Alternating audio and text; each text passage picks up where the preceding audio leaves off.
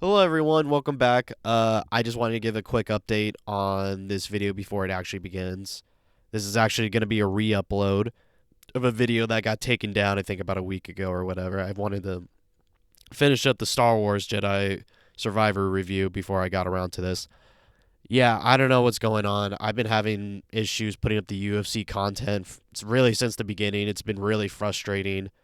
Usually I upload the videos but make them private so I can, see what copyright strikes I get and adjust from there. But even though they cleared it, I put it public, and then next thing I know, a few days later, it gets taken down and I get a copyright strike on my channel.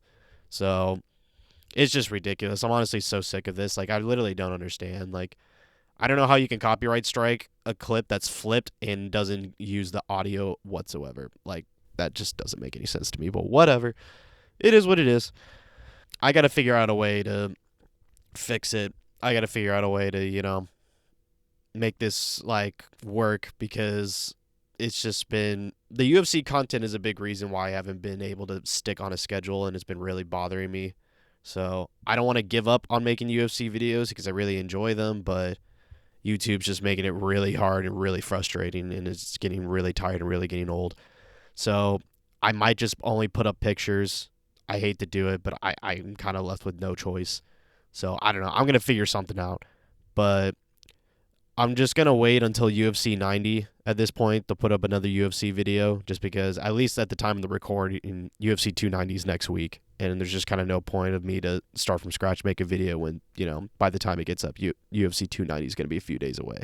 So yeah, and with, obviously with Robert Whittaker versus Dricus Du Plessis, that changes the middleweight landscape, and I'm going to have to talk on that. And then obviously Alexander Volkanovski versus Yair Rodriguez will change the featherweight landscape. So regardless, I'm going to end up talking about Ilia Topuria and, Sean Strickland and their wins.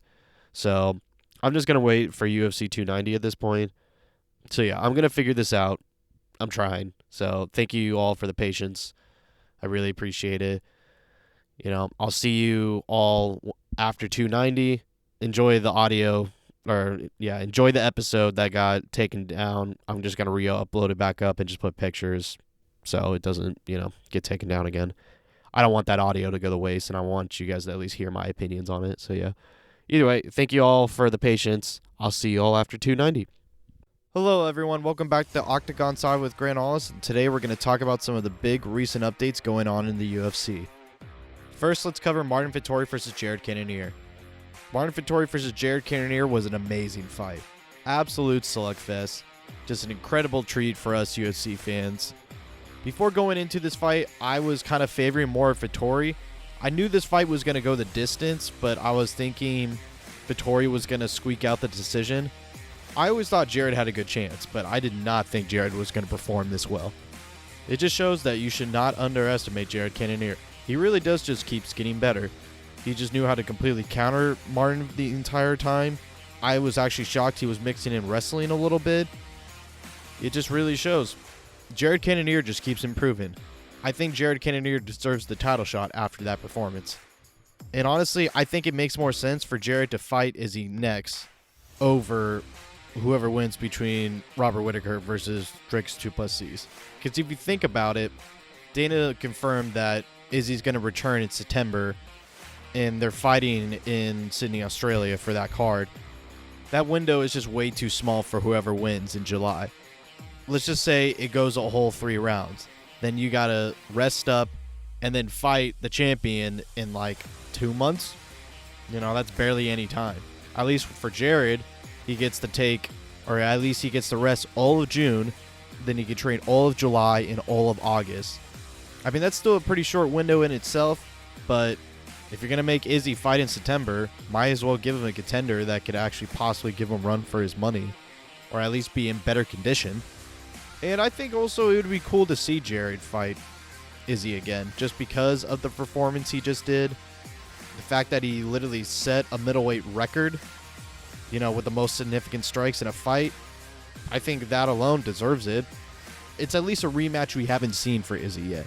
Yeah, I get it, he wants to fight Dricus, somebody brand new, and honestly, I would rather see that fight overall, but I don't want to see him fight Dricus on a 1 month's worth of preparation, 1 to 2 months worth of preparation. So that's just no fun. Honestly, that should have just been the fight in the first place, but I get it. You got to get Rob a fight. Should have been Paulo Costa, but he had to, be weird and drew out of the fight. So it's kind of a little bit of a sticky situation at middleweight. The only way I could see the winner in July being prepared or being in good shape to fight Izzy is if it's a quick finish. And I just kind of don't see that happening. I see Rob winning the fight, and honestly, I'd rather see Jared get his rematch over the trilogy, just because, if not Pereira, Rob definitely was the closest to finally beating Izzy in the rematch in their second fight. I don't know. It's still a trilogy with a guy that you've already beat twice. It's not like Max Holloway and Alexander Volkanovski to where you can argue Max won the second fight. In my opinion, Jared should get the shot against Izzy in September and just have whoever wins in July rest up or just have a proper time to face Izzy at a different date. Arman Tsarukyan got a great win. I want to see Arman actually face someone in the top 5. I'm kind of sick of Arman just saying, oh, I'm the next champion, I'm this, I'm that, and even a lot of the media also saying that. I honestly think Arman's kind of overhyped. Not saying the kid doesn't have skills. He's definitely very skillful and very well-rounded. It's cool to see you KO unranked dudes, but the one time you tried to go up in ranking, you lost. But he's faced some ranked guys, but they're all ranked below him. No matter at what point in time, Arman has not beat someone in the top 10. He just hasn't. I think the Michael Chandler fight is a great fight for him, but who knows if Chandler versus McGregor is going to happen or not. So that's a little up in the air. I think him versus Beneil makes actually a lot of sense. And Beneil obviously just lost. Arman's got to win. Beneil's got to defend his spot. It makes a whole lot of sense. So I think that's the fight that's most likely going to happen. I need to see Arman beat someone in the top 5 before I start taking him seriously. But good on Arman for getting that finish. Now let's talk about some of the news that Dana announced a few days ago. Umar Nurmagomedov is going to face Corey Sandhagen August 5th. Great fight. Super excited for that fight. But there's just way more upswing for Umar than it is Corey. I get props for Corey for fighting the guys that no one wants to fight and challenging himself, not just trying to take the easy way out to get the title shot. But I just think there's just way too much risk for Corey and too much positive for Umar. Honestly, I'm kind of confused why Corey versus Merab isn't happening. I know there's rumors between Merab and Henry. I don't know. I'm not going to take that seriously until I see the official announcement. I guess maybe the UFC promised Corey a title shot or some kind of number 1 contender fight after this, since he definitely deserves it if he beats Umar. Bantamweight's a little weird right now since Sterling pretty much confirmed that he's going to lead the division if he beats Sean or even loses to Sean. Obviously Merab just refuses to fight Sterling since they're buddies, so it's a little bit weird. Super excited for that fight. Umar does have a chance of beating Corey, but I think Corey's a little too well-rounded. We'll see. Max Holloway versus the Korean Zombie is going to happen August 26th. Great fight. I've talked about this fight before. It's a great fight for both fighters. Max doesn't knock down any young contenders for Volkanovski, and I think it will just be a super fun fight. I could see the Korean Zombie retiring after this fight. If he loses, I don't really see him winning. Max is just still that dude. But yeah, I think this is a super fun fight. Can't wait for August 26th. Cyril Gane versus Sergey Spivak is happening September 2nd in Paris. I think this is a great fight. I think Spivak's kind of become a dark horse in the heavyweight division, and I definitely think he deserves a title shot if he beats Cyril Gane. I think if it stays standing, Gane will win, but it's shown that Cyril has a real problem going to the ground and wrestling / grappling, and I definitely think Spivak can have the easy advantage there. It's kind of weird with heavyweight right now because it seemed like the fight that was going to happen was John Jones versus Stipe Miocic, but it just seems like that steam or that fire is just dissipated. There's just it's surprisingly not been confirmed. It's just gone to the wayside.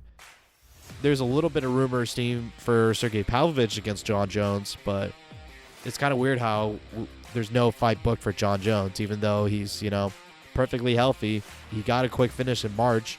He was sizing up Francis Ngannou at a PFL event just a couple days ago. I don't know. It's kind of weird. Siragan versus Sergey Spivak is a really fun, interesting fight. I think if Spivak wins, he's pretty much a number one contender. I mean, I know there's Sergey, but maybe you could do like an interim belt between them. I could see that happening, especially if John is for some reason not fighting or they don't book something with John. I don't know. We'll just have to wait and see. Thank you all for tuning in. This has been Octagon Side with Grant Hollis. Please like, comment, subscribe, all that jazz. More UFC content is on the way, and I'll see you all next time.